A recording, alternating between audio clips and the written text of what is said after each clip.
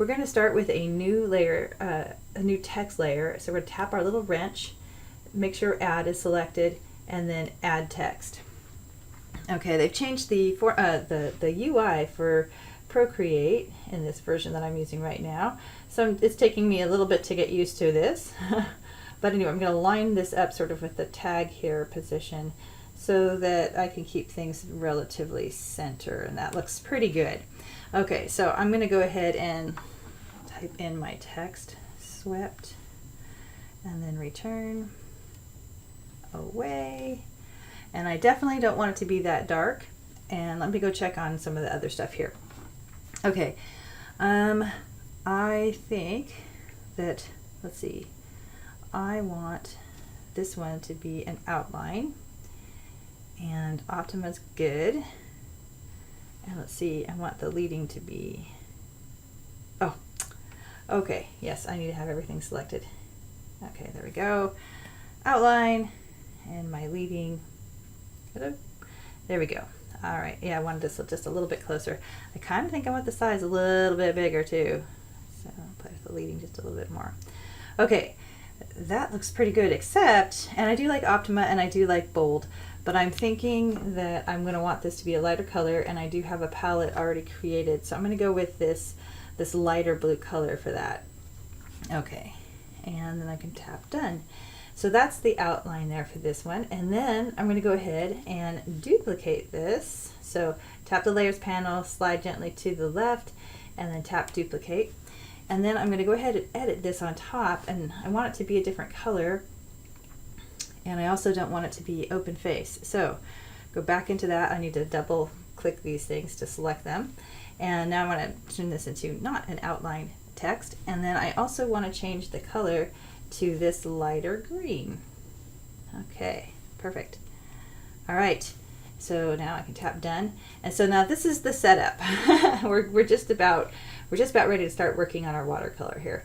So okay, the next thing I want to do is I want to merge these two layers together. So I'm going to tap that upper layer and then just tap merge down. Okay, now I'm going to go ahead and create a new layer on top by tapping the little plus mark. And then I'm going to go ahead and select clipping mask. I tap the layer, select clipping mask. And now I'm going to go ahead and change my colors to something a little bit darker. I'm going to start with blue. And then I'm going to select a watercolor brush. And this is just from the painting palette. And it has all these different choices. And I'm choosing watercolor. And let's see, size-wise. Yeah, that's pretty good. I'm going to make this a little bit bigger so you can see what's going on here. Okay, let's see. All right, so now I'm just going to paint. I'm on a clipping mask, so I'm just going to paint around. Let's see, that seems like that's probably big enough. Okay, and just kind of, you know, meandering a little bit so that it has that nice little effect there. Okay, and now I'm going to go ahead and change colors to this brighter green. And just kind of fill in different places. Ah, that's cool. Okay. Yep, I kind of like the way that looks. Okay, and then once that's done, now we're going to go over and go to this layer that the clipping mask layer, and we're going to change the mode. We're going to change that by tapping the N, and we're going to go up to linear burn, and that might be a little bit dark, so we're going to go ahead and dial it down just a little bit in opacity, and that looks probably pretty good. Okay, now we're going to go back to that layer that's underneath, the swept layer here. Tap that, and then we're going to tap the smudge tool, and we're going to go find a brush. Underneath calligraphy, there's this blotchy brush that comes just with Procreate.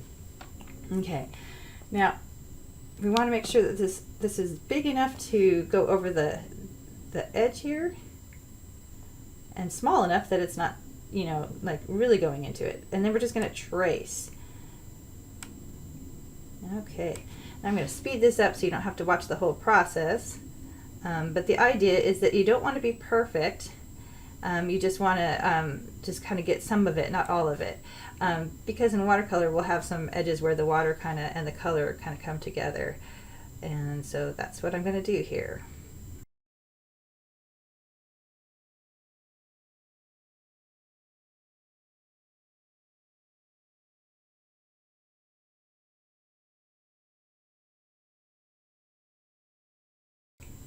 Awesome.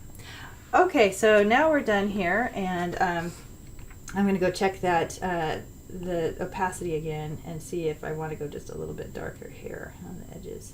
Awesome. Okay, that looks pretty good there. So I'm up around 70, maybe 70 to 75, somewhere around there.